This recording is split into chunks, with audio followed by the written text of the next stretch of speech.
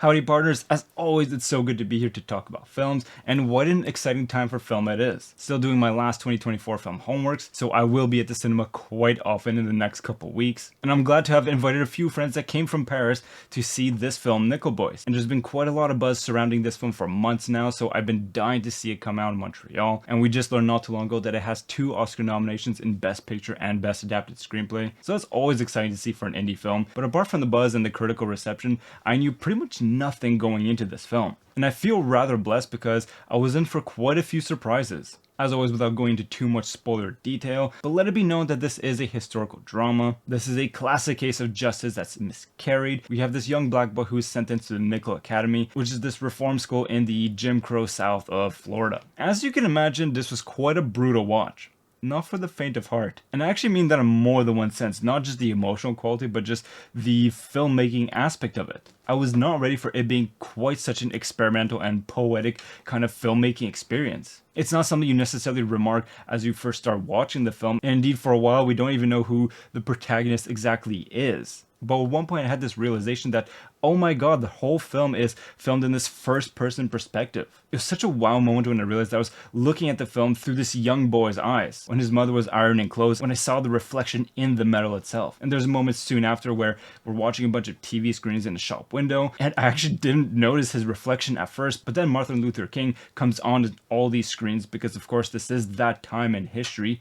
And there was the boy framed in between all those TV screens reflected in the glass. So it's a very unique approach and quite a surprising reveal. And I promise it's not the last time the film's gonna have that kind of surprise on you. In fact, it does change up the formula in some really meaningful ways throughout the film. It keeps you guessing until the very end and then some. But there's something quite unique and powerful about watching the whole world through his eyes and seeing how people would react and treat him. And I must say this has to be one of the most intimate, if not the most intimate, cinematographic experience of any film this year. There are these hyper close-ups, so much so that it feels like the camera is millimeters away from the object at hand. Distorted and blurry, but surprisingly it works to tremendous emotional effect. And on top of that, it has a very deeply poetic and symbolic approach to its imagery. At one point I found myself puzzling over what is reality and what is imagination. Not to say that anything that was happening in the film was fake, but there is this very strong sense of symbology that's imbued into the cinematography, that's trying to convey this emotional connection to the character's soul. I think one of the pieces of imagery that really stands out the most in my mind, though it's by no means the only one in the film, but there is this constant imagery of these space explorations through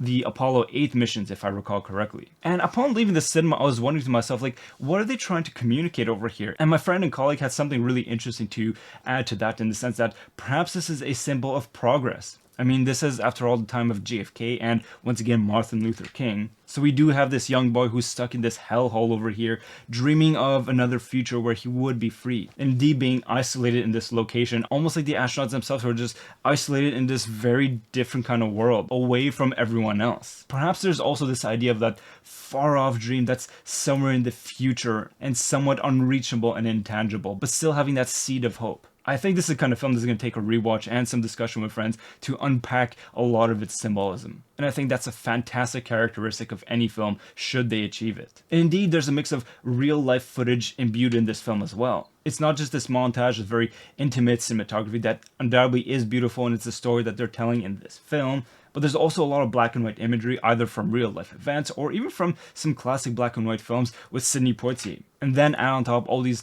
added layers of symbolism, and then a few other things that I won't spoil for you. Honestly, this is a pretty outstanding editing job over here. And the sound design and soundtrack of the film also is a crucial instrument into the emotional roller coaster of this experience. At times the music can be soaring and uplifting, and at other times it can be absolutely harrowing, mirroring the brutality that these boys have experienced in this reform school. And please correct me if I'm wrong, but at times the soundtrack on this more harrowing notes was making me think of Nine Inch Nails' The Downward Spiral. There's something about this like very disturbing, industrial like quality about it that made me think of that. Or maybe Trent Reznor and Atticus Ross have been too much on my mind lately. That's possible too. And finally, the cast was amazing. They were the perfect subject for these hyper close-ups on either their eyes or especially the hands. There's something very physical and tactile and once again intimate about the experience. And the performances have this raw quality about it that deeply emotionally resonates with your soul. So clearly this is yet another must-watch from 2024 cinema. It's not exactly an easy film to watch, and it is a film that challenges norms in style and cinematography, and it may be a little disturbing for for some, not only because of the subject matter, but also just because of the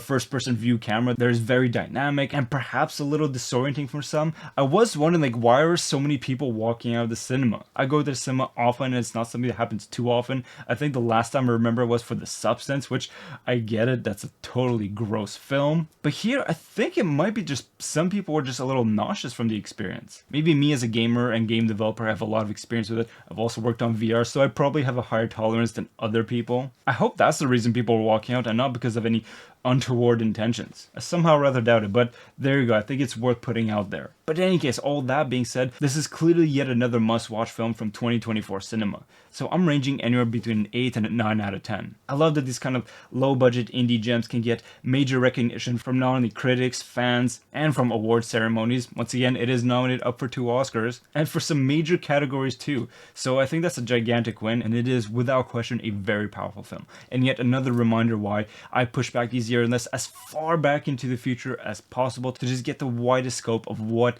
cinema was like in any given year. Very much like last week's Hard Truths was. You don't want to miss out on these films. I certainly do not, and I still have plenty of homework to do at the cinema, so it's going to be a busy next couple of weeks, and I'm very excited for that. So with all that being said, wishing you and your loved ones nothing but the best. Take care and talk to you soon.